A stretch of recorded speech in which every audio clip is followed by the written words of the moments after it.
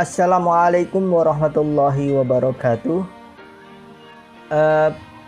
Perkenalkan, kami dari kelompok 4 akan mempresentasikan Asbabun Nuzul yang disusun oleh Kusnul Khotimah, Naufal Ahsan Ardana, Syafina Naurah Hasna Sholihah. Yang pertama, langsung saja, apa sih pengertian Asbabun Nuzul itu? Asbabun Nuzul itu kalau menurut bahasa itu terdiri dari kata asbab dan nuzul. Kata asbab itulah adalah bentuk jamak dari kata sobaba yang berarti sebab, alasan, dan ilyab. Dan kata nuzul, nah ini nuzul. Nuzul itu adalah masdar dari kata yang berarti turun. Asbabun nuzul dalam ilmu Al-Quran secara bahasa seperti sebab-sebab turunnya ayat-ayat Al-Quran.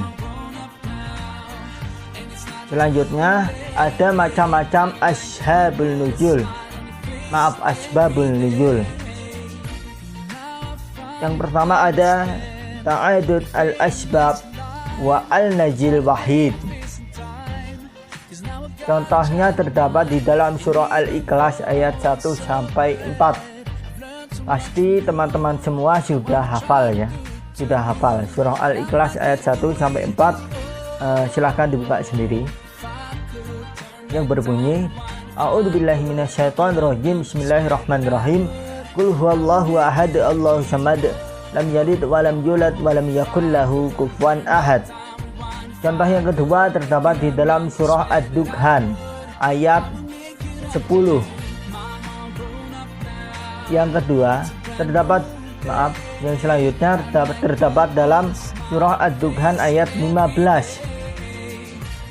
Yang terakhir terdapat di dalam surah Al-Dukhan ayat 16. Jadi yang pertama tadi surah Ad-Dukhan ayat 10.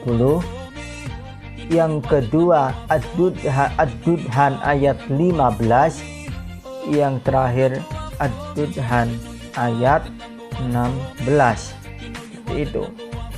Jalan mengetahui asbabun nuzul. Cara untuk mengetahui sebab an-nuzul adalah melalui hadis sahih maupun hadis mursal, dengan syarat sanadnya sahih dan harus dikuatkan dengan hadis mursal yang lain yang diriwayatkan oleh para sahabat maupun tabi'i, karena sahabat adalah orang yang menyaksikan dan bertemu langsung dengan Rasulullah.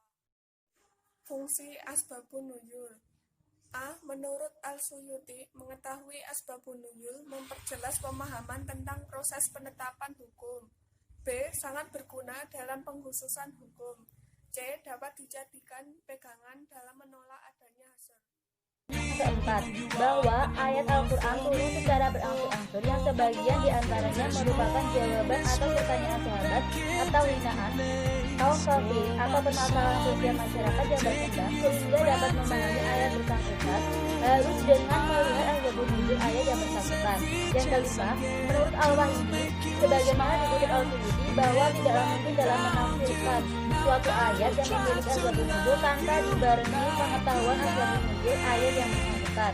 Yang keenam, dari sudut pendekatan historis, kajian asbabun nuzul juga menjadi pintu pembuka dalam mendapatkan pengetahuan yang lebih menyeluruh tentang masyarakat dan kebudayaan di Arab pra-Islam dan semasa Nabi Muhammad SAW aktif berdakwah hingga meninggalnya. Dikutip dari jurnal Dr. Syamsul Bahri MA yang berjudul Asbabun, dialog antara teks dan realitas kesejarahan. Yang selanjutnya saya akan menjelaskan contoh asbabun nuzul. Penamaan surat Al-Baqarah. Surat yang mulia ini dinamakan Al-Baqarah untuk mengenang mukjizat luar biasa yang muncul di zaman Nabi Musa Al-Khalim yang diajak bicara oleh Allah SWT. Alkisah seorang dari Bani Israel terbunuh tanpa ada yang mengetahui siapa yang membunuhnya. Mereka melaporkan masalah ini kepada Nabi Musa dengan harapan ia bisa mengetahui si pelaku. Lantas Allah SWT mewahyukan kepada Nabi Musa agar ia memerintah mereka menyembelih seekor sapi dan mengumpulkan bagian dari sapi ini kepada korban yang terbunuh. Maka korban akan hidup dengan izin Allah SWT dan memberitahukan kepada mereka siapa yang telah membunuhnya. Hal ini sekaligus menjadi bukti atas kemampuan Allah menghidupkan makhluk setelah mati.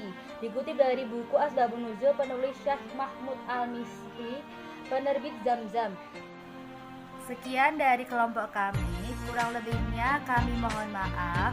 Wassalamualaikum warahmatullahi wabarakatuh.